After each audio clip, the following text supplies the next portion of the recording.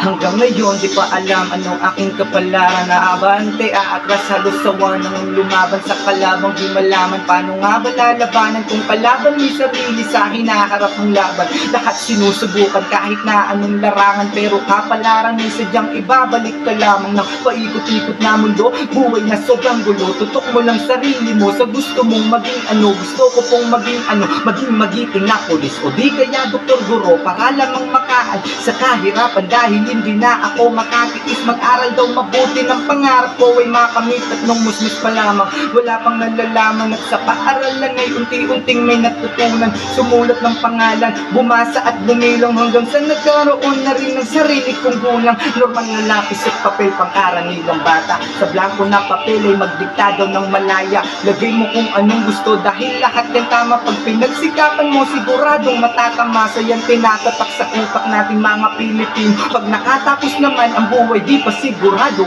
Kalalabas ang dito pa lang nagsisimula ang unang hakbang. Marami pa ang di mo pa natutuklasan sa mundo na sarado. Tila nakakandado, natutong dumiskarte kahit na medyo kabado. Dahil sa tunay na buhay puno ng maggugulang. Napagtanto lahat nung ako ay 12 pa lamang. Kaya sa murang gulang sabay kong tinutukan ang aking pag-aaral at diskarte ko sa buhay. Sa akin pwede ka unang nakarinig ng rapil at sinasabayan mga pangtanglikha ni Idol Black. Napakabilis, nakakatungo, nakakasabay ako, napapabulong sa hangin. Sa nimagi, katulad ko po kayo, mga awit yung pasimple na laging kinakabisado ko, na inspirang sumulat at pinununa ang kwaderno ko. At sa una kong pagsalang sa 44 bara ay pagbubukas para sa akin ng bagong kabanata. Alam kong maraming gutom, mga sabik sa gantimpa, sa gantong patimpalak ay di pwedeng magpaubaya.